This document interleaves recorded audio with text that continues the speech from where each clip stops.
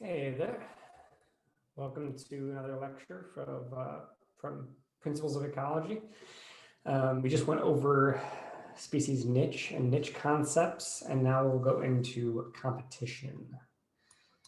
So competition is really interesting, sort of for one reason, because there's been a ton of work done on competition, I think, since sort of like the 80s and maybe into like the early 90s. It got really popular to like say competition explains everything. So yeah, there's still that belief among some folks. Competition is an important process in determining coexistence, so the ability of two species to persist together in the same community. The way we'll talk about competition here is either competition for a resource or competition as in a direct negative effect of one species on another, not necessarily mediated by a resource. So first, we'll talk about the difference in terms of competition as it acts either within a species or between species. So competition acting within a species is called intraspecific competition. We sort of saw that in effect in the logistic growth model that we went over, where species were limited to some carrying capacity K. But that's not really like, so we didn't really incorporate true competition into that model.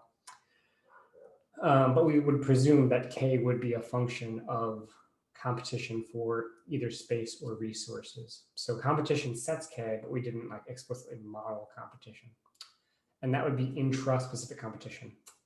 Interspecific competition, inter is between species. And that's sort of how I introduced competition in the start of this lecture, where I said it determines coexistence of two species. That would be interspecific competition.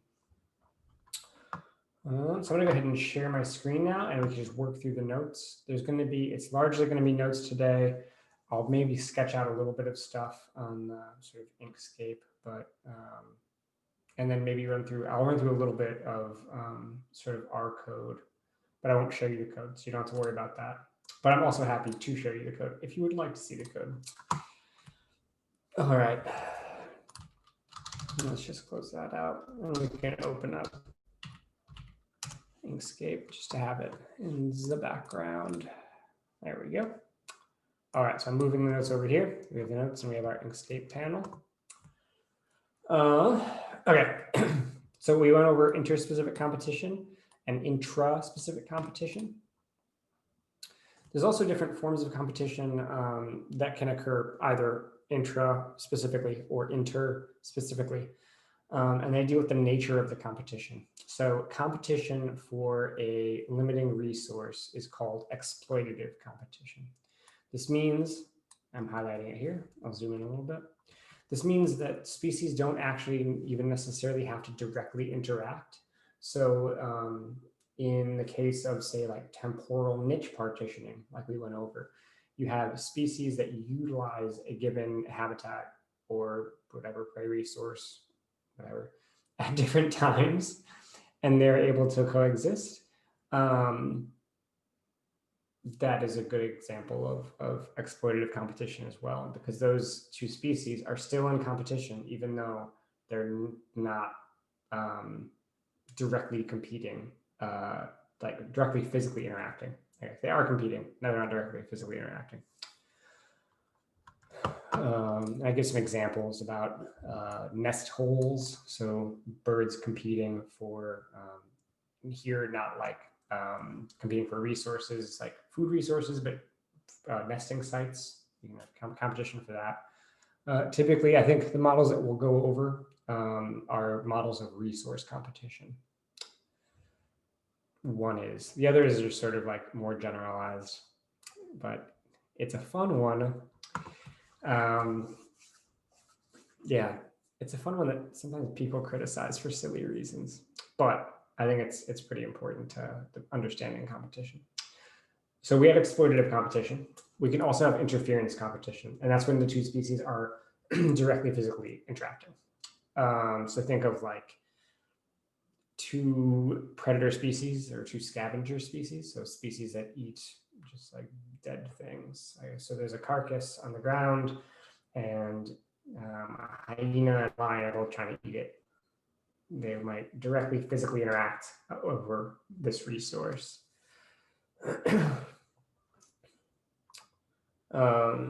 Yeah, I don't give an example of that one. Oh, territorial species defending their territory. That's a form, yeah.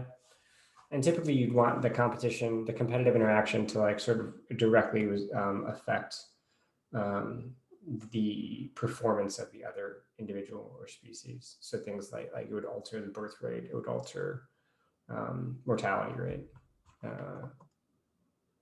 That's the, yeah. And then the last form of competition is a sort of nuanced one. It's a little bit tough to wrap your head around. Okay, so we have exploitative competition, which just means competing for a limiting resource, not directly interacting. Then we have interference competition, directly fighting it out, interacting. Then we have apparent competition. And I use apparent because it's like, it looks like competition, but it's really like not competition. This happens through indirect interactions, largely through like a shared predator or a shared natural enemy. So natural enemy here meaning either a predator or a parasite. How it works is, let's say you have one species that is tolerant to a parasite, so it can get infected. It's like, it's not a huge fitness cost, but it generates a bunch of new parasites out of it. And that, so that means that the abundance of that one species is related to the number of parasites that are in the system, right? Because more abundant host, it's parasitized, but it doesn't really care. It produces a lot of parasites. Okay. You have a second host species that is really sensitive to parasite infection. It like increases mortality, or it does like reduces fecundity, something like that. Then you have a situation where the abundance of species A influences the demographic parameters and subsequent abundance of species B, even though they're not directly interacting potentially. And it's just through that shared parasite or predator. And that's called apparent competition. So now that we like have sort of sketched out what competition is in its various forms, interspecific, intraspecific, exploitative, interference, apparent, we can think about traits of a competitor that make it a good competitor. All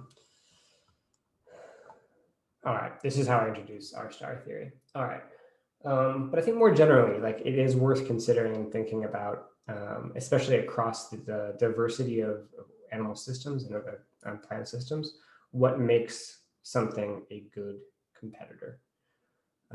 So in plants, something like SLA, which stands for specific leaf area. I guess it doesn't do specific, general leaf area. Silly joke. Because leaf area is directly related to the ability to absorb solar radiation, to get at solar resources, as well as the ability to shade out other plants. So if I can quickly grow tall and then spread big leaves out, I'm maximizing my sun exposure while also directly competing and limiting the growth of things that are underneath.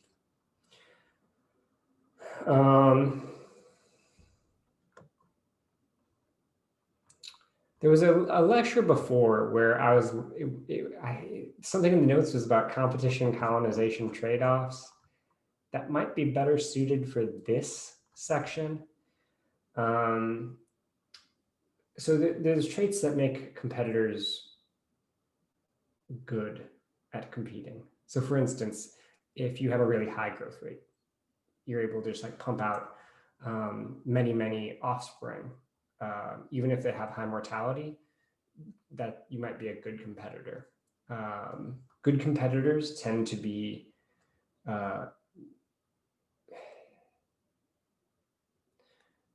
so the competition colonization trade-off says that there is a trade-off, there's a balance between traits that make you a good competitor and traits that make you a good colonizer. Colonizer meaning, let's say like a volcano comes in, knocks out, just like all the species are gone from an area.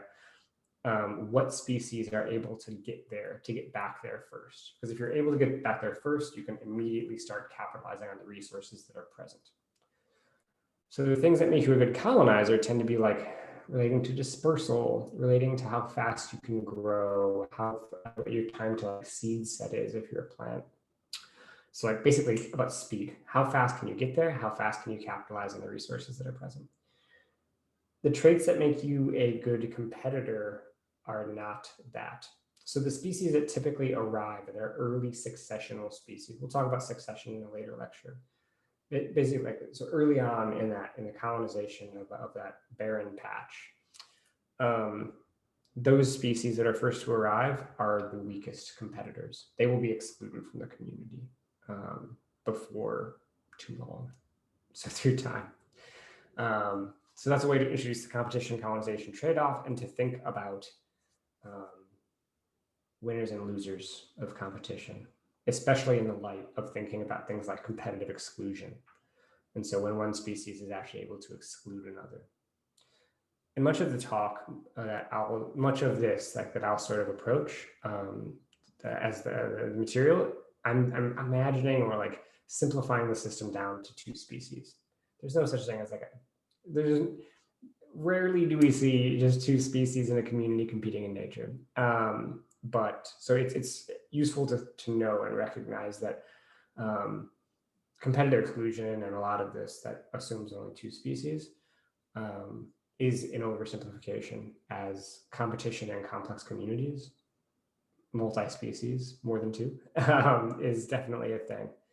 And so I should have you guys read the May paper. That's a fantastic, but there's a whole body of literature that sort of pushes this sort of theory beyond into multi-species communities. And it's just a little bit too much for here. So now I'll focus on two species competition. And so the first model of competition that I'd like to sort of talk about is R-star theory, which is, it's basically saying that the winner of competition is that species which needs the lowest amount of resources to have a positive growth rate, right? It presupposes that n species, like you can have as many species competing in this model as you want. Although we'll talk about it if we wanted to. Those species will fluctuate in abundance and consume resource and have babies at a rate proportional to the resource, and there's no negative density dependence. So they will eventually drive the resource down to a point where it becomes unsustainable for one species, right? So if you link demography directly to competition, if you link demography directly to the resource, so my birth rate is directly proportional to the resource availability in a linear way, then you sort of observe these things. Hopefully that made sense. If it didn't, I'm going to go into more detail in the model right now. Let's see if I cover all of those. All right. Oh, here I say J species, not N species. Okay. So to preface, we have J species where for simplicity right now, we can just say J is 2, but this scales to any number of species. The species compete over a shared resource, which is modeled as R, capital R. So if we were in person, I would be like, what type of competition is this? So that would be exploitative competition because they have a shared resource that they're competing for. And they actually don't interact directly. There's no sort of like direct fitness cost of one on the other. And so here's the differential equations where we have the change in some population of species J as a function of change in time is equal to, so this should look somewhat familiar. It's just like exponential growth with like a couple more steps, right? If R was always large and that didn't really change, this would be exponential growth because this would basically reduce down. So what I'm highlighting here, this would basically reduce down to an exponential growth term, to little r, sorry, to the population growth rate. And that's what this is, right? And so this says that the change in the population size of species J is proportional to the population size J times this quantity, which is the attack rate. There's the attack rate or conversion efficiency. Sorry, that's what it's like potato kind of, but conversion efficiency. Let's call it that. It's basically the ability of the species to turn R units of resource into some number of babies of the species, so some number of like new individuals. And so you have the attack rate, you have the conversion efficiency, AJ, and then you have the resource R, which changes, and then you have some background mortality. And then here you have the change in the resource. And so this resource is, like, think of it like a plant resource, something that regenerates. It regenerates at some density independent rate R, little r, and then it is eaten at some rate proportional to its abundance, R, times, and this is just the sum of the, it's hard to, sorry, I can't highlight it, but this summation is just the sum of the interactions for all species. So if species 1 eats or has a conversion efficiency of 0.1 and there are 100 of them, then it's like 10 units. And then you add that to this other species. It's like species 2 that has like a different conversion efficiency and a different, a different number of individuals. Okay, so I think you understand the dynamics of the model. So this is basically saying that the population size of species J is determined by its ability to eat resource, convert it into new individuals, minus some background mortality. The resource grows at some rate little r. So if little r is big enough, you get exponential growth, right? If the resource is able to grow at a rate that the second part just can't track, then yeah, you'd have exponential growth. And importantly, you'd have exponential growth and coexistence. When typically R star, and all, like, for all intents and purposes, it leads to the exclusion of one species. And we can look at that. So we have D, and that should actually be D sub J here, because that's the death rate of species J. Oh, I even mentioned that. I broad brush it as just D, and then I say, oh, it can be species specific. Doesn't have to be. We can just assume that species die at some rate D. And from this equation, we can actually calculate the equilibrium amount of resources where the species has, it's like the breakpoint between having a positive growth rate and a negative growth rate. And that equilibrium is called R star. And here we have the equation for R star. R star is determined basically by the balance of the species death rate. So that's could either be D or D sub J, meaning it's the death rate of species J divided by the conversion efficiency of that species J. All right. The thing with R star theory, right? It basically sort of presupposes that your little r, there's always going to be a population size sub J, or like this term is always going to be large enough to really drive down the population of the resource R, big R, such that over time species competing are going to push that resource down. And here I'll try to plot it out on Inkscape. All right, let's say this is our figure, and we have time on the x-axis. Move that over, and we're going to have abundance on the y-axis. Close enough. It's a little bit, I can't correct it, but you know what? We're trying. I miss being able to write on like a whiteboard or explain concepts in other ways, like using that cool like document camera thing.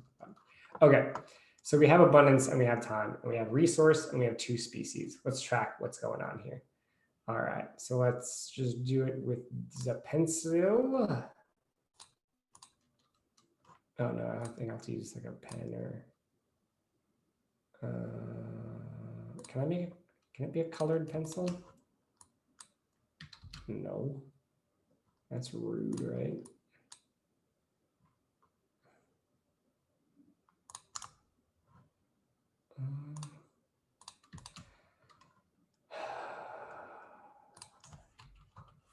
Whatever, that's close enough. So this is a resource. I'm just gonna make it skinnier because I want it to be like whatever. Okay, let's say it just decreases like this. It decreases basically linearly. The population size when the resource is high of species A and species B, let's say the two species, those could be high, right? You're up here, you're doing fine.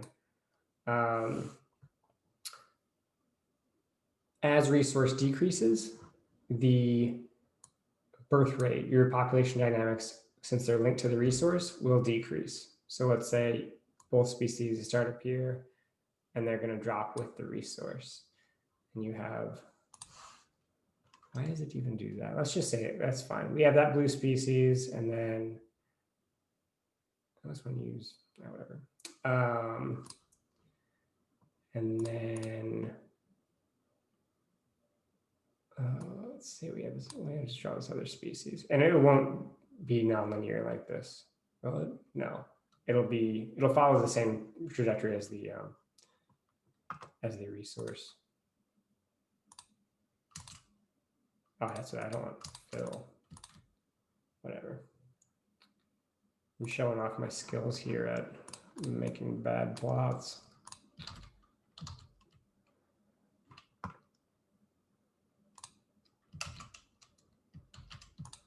Okay. So we have resource, we have two species, we show their abundance. This is perhaps not the best way to do this, but whatever. R star theory says that for both species, there's some amount of resource, right? That is required in order to have a non-negative population growth rate. And it's at that level of resource that whoever has the lowest one is going to win. This is a very convoluted way just to hopefully explain a little bit more about the dynamics, but basically summarize it to a very simple point is that the species with the lowest R star is the winner. That's what Tillman's model says. So this is a model by Dave Tillman, who's at University of Minnesota, I think.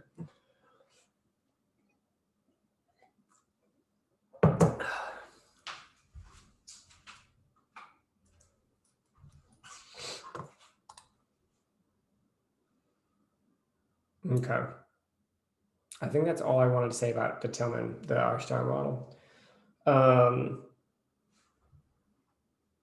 And so this model will always result, I mean, so we went over the case where it leads to exponential growth and coexistence of both species, which is a really unrealistic sort of dynamic. It's not, we're not going to see that ever.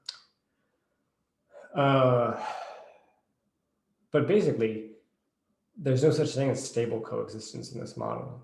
There's either, it's a model designed to say like, when do we see competitive exclusion and who is the species that is the winner of competition. So now we're going to talk about a system where you can have stable coexistence, because coexistence tends to be, at least transient coexistence tends to be more of the rule than the exception. So we should maybe not just make models of competitive exclusion.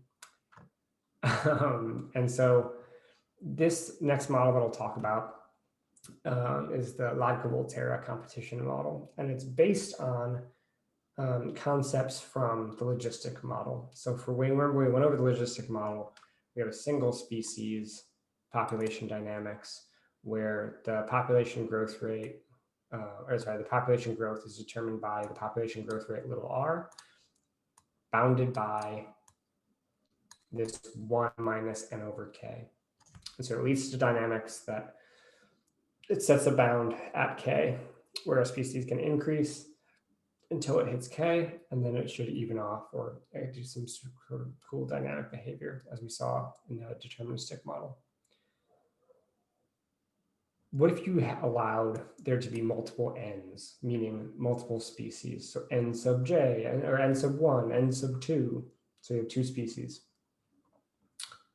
We can do that, and that's the Volterra competition equations, basically.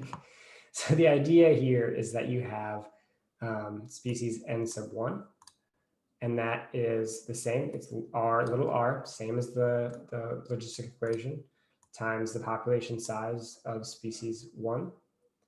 And then this is the only different part. And so this is saying that you have your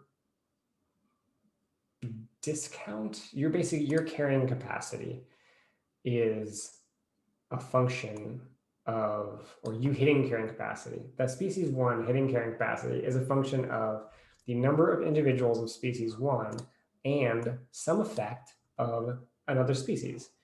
So this means that this alpha corresponds to the competitive effect of species 2 on species 1.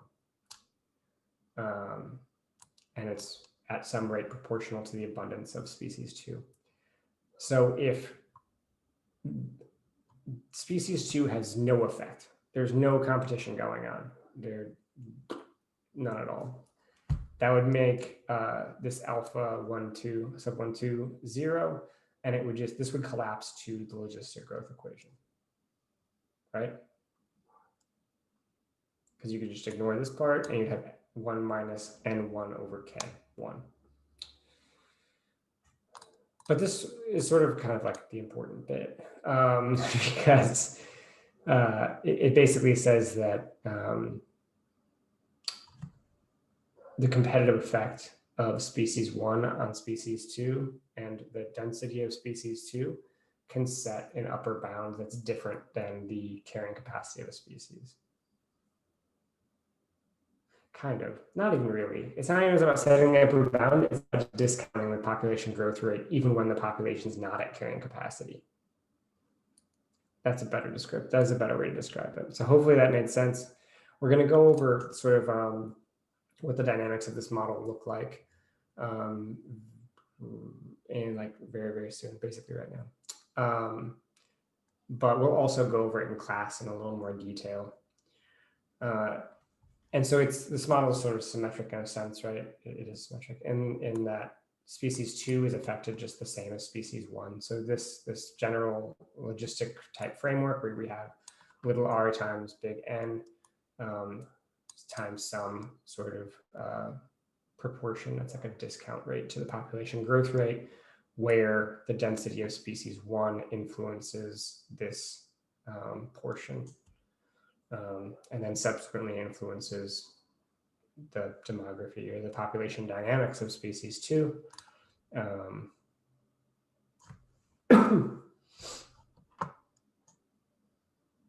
All right. So now I'm going to plot out something that will be confusing when you first see it. And we'll probably have to go over this in class as well. And I'll try to do my best to explain it in a way that makes sense. Basically, what we're going to do is plot out the abundance of species 1 and the abundance of species 2 as axes on a plot, and then draw isoclines. These isoclines are basically long-run expected dynamics, meaning like we let the model go until it doesn't want to go anymore, until it's reached an equilibrium of sorts. And then we can sort of observe the dynamics, because it's interesting to note that the outcomes of this set of equations for 2 species can result in a myriad of outcomes. 4 outcomes are potential, like in the long run. As time goes to infinity, there will be 4 potential outcomes. There'll be species 1 wins, species 2 wins, stable coexistence, unstable coexistence. So it's going to be some fun stuff. All right, so I think we're going to close this really ugly Inkscape thing. I'll leave this up, and then in this other window, I'm going to run a little bit of code. Let's move it over to a different workspace. All right, and I can supply the code to anybody who's interested in it.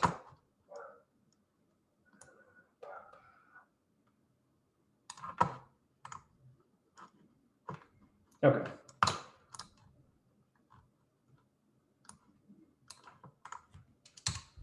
And so this first model that I've run, I set it up with the parameters where the effect of species, I think it's the effect of species 2 on species 1 is set at 0.75.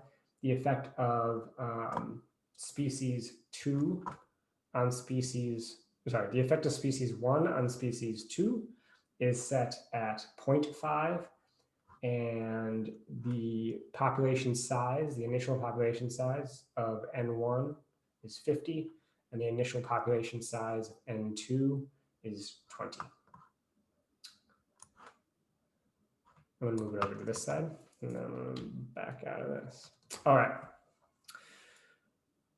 So this shows the isocons, the zero net growth isocons of the population of the model, where any point on this surface, on this 2-dimensional space, corresponds to a paired population size for species 1 and species 2.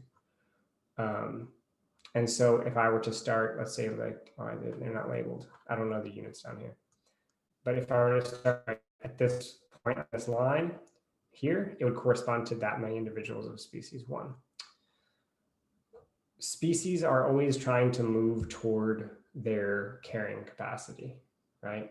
And so what we're seeing here is if we start at some abundance of species 1, let's say we start it right here on this point, we're going to tend in the long run to be pushed toward this isocline, which represents that equilibrium of the rate of population change of species N1 is equal to 0. That's what this line is. And we'll tend toward that line. And so if I start here, I'm going to be pushed toward that line. As soon as I hit that line, or as soon as species 1 hits that line, rather, it's going to travel along that line, right? It's going to travel downward in this case, toward its carrying capacity, right? Because this point represents the case where the population size of species 1 is 0. The species is extinct. This is the population is at carrying capacity. And we can look at the same for species 2, where along the y-axis, it has a carrying capacity, K sub 2, and it also has the case where its population size is 0, and that's represented by K2 over what they call beta.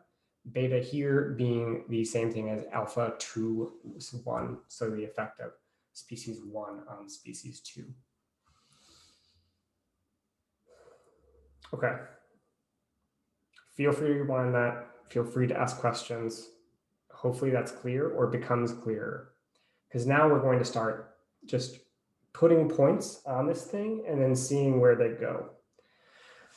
And so what that means is I'm going to start with a different initial combination of population abundances for species 1 and species 2, and then observe their long-term trajectories. So like, let's say, what if we started with 10 individuals of species 1 and 10 individuals of species 2?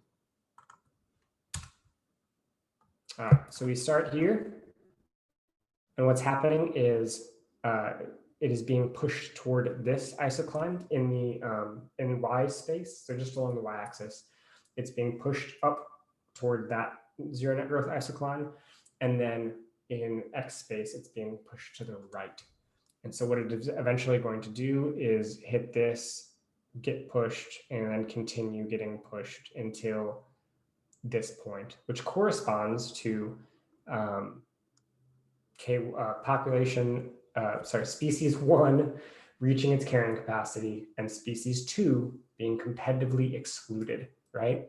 Because it's hitting that y-axis, or sorry, it's hitting the x-axis corresponding to a y value of 0 and a population size of species 1 of K1, its carrying capacity. And so we can plot some other trajectories on here, and they all look the same.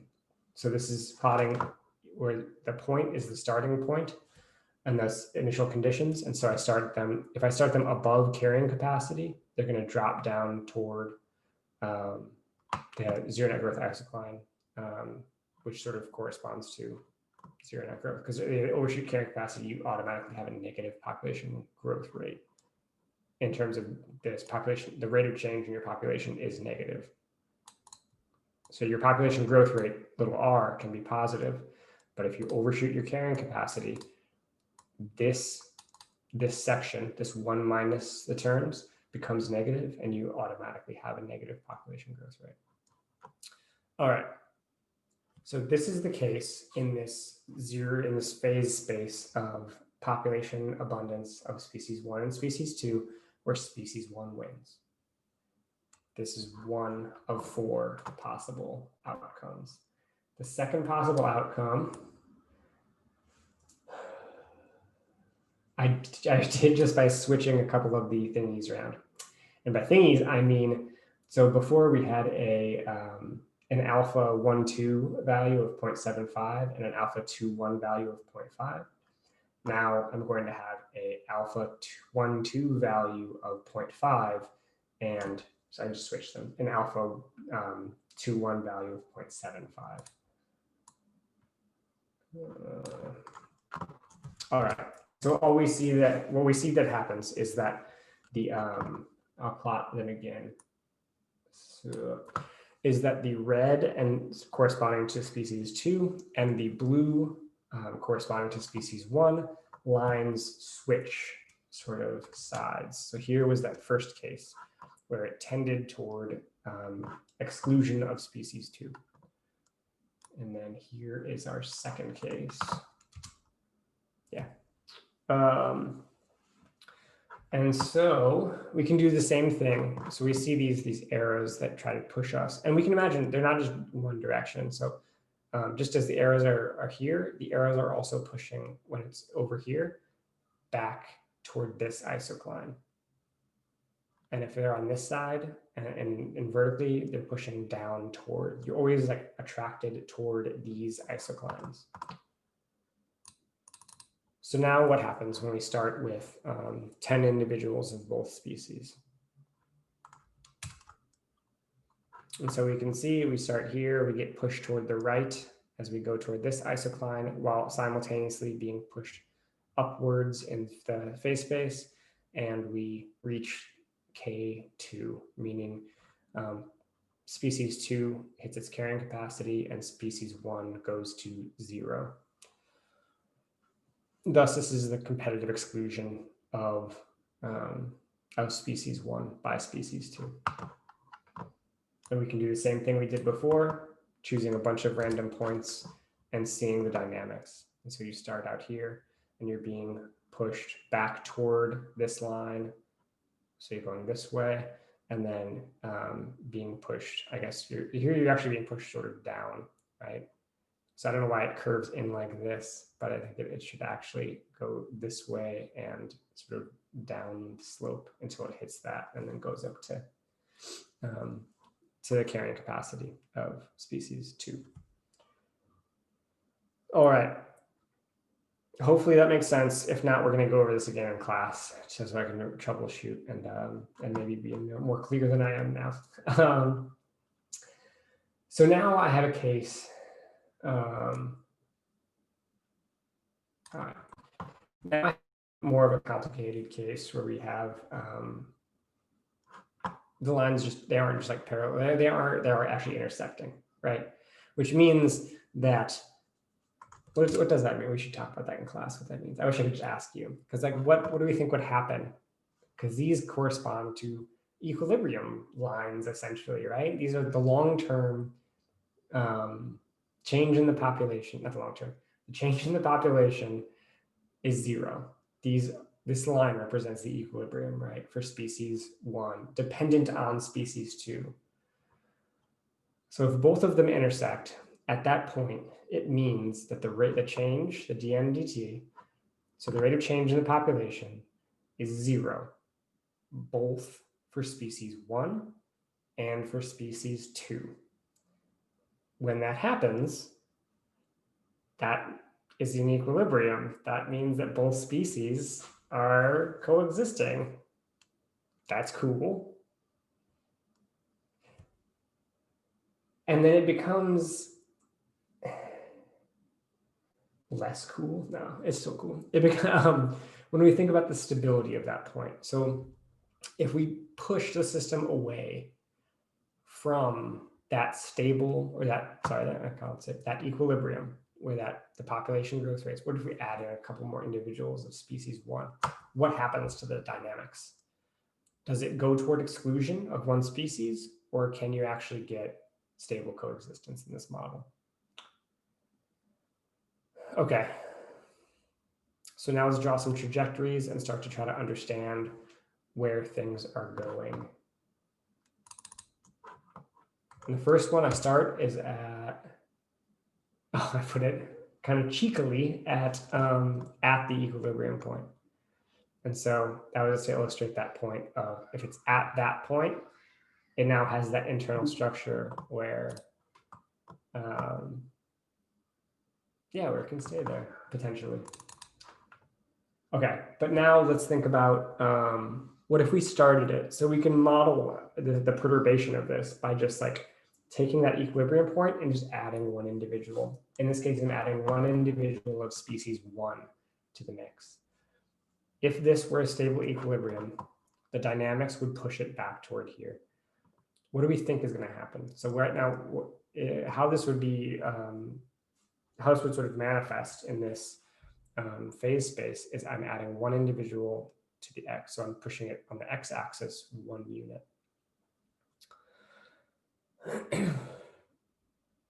Okay.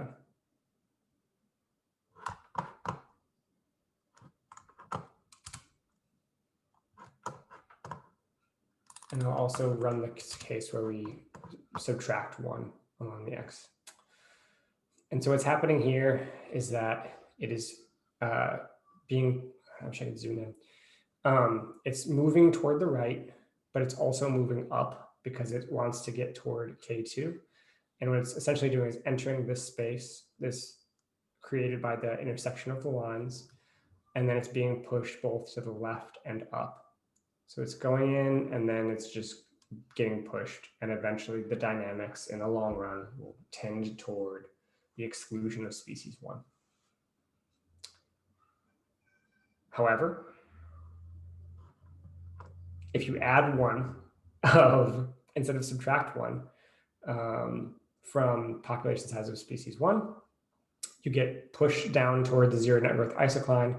You go across the blue, the species 1 isocline, and then you get in a situation where you're being pushed away toward the carrying capacity of species 1.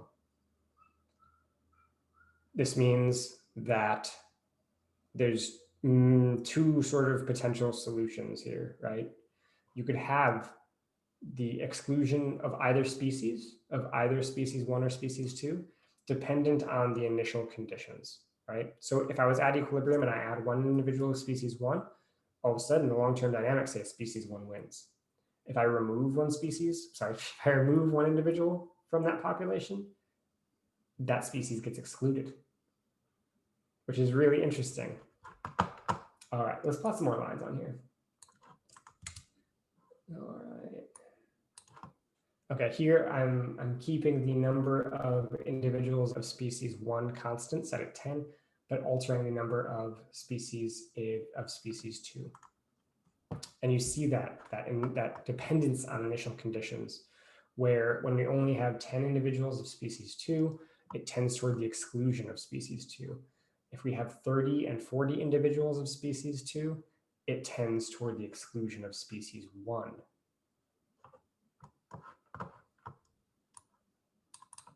And then I'm going to plot some more trajectories just because it's fun. Starting above the isocons, and so there's a tendency to go down and then toward exclusion of species 2. So that would mean species 1 wins. So that's what this is. Species 1 wins down here. Species 2 wins up here. This isn't, what is that? You can't answer me, but it's unstable coexistence, right? Because we perturbed it slightly and saw the dynamics were such that it did not return to that state. It pushed away from that state. So I'll title it Unstable Coexistence. But we can also imagine a situation such as this, where, so now we have a black dot in the center. So we still have these intersecting lines. We still have a situation where there is some form of coexistence between the species. Now what happens when we push, let's say this population size of species 1 unit over? You can see that it tends to go, it's going to go back to the right and it's going to go up. Let's visualize what that's going to look like. All right, so here I started it with 10 individuals of species 1 and 30 individuals of species 2. And it tended toward that equilibrium. Maybe a better example would be if I started it with all right, that's not actually a good example. That's just a direct.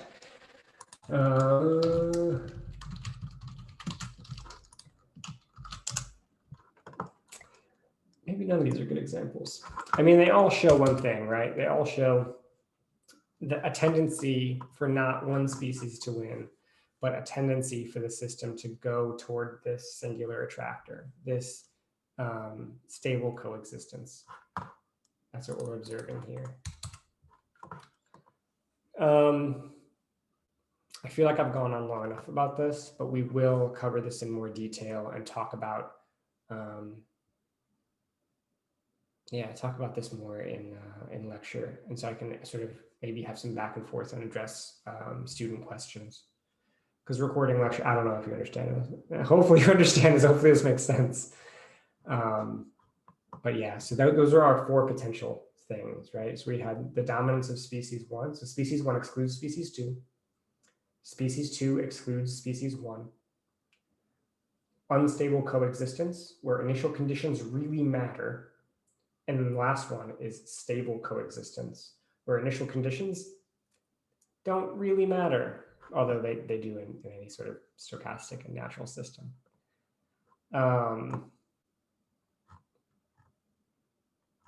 Yeah, I think that's all I wanted to go over, and we'll cover this more in class. And hopefully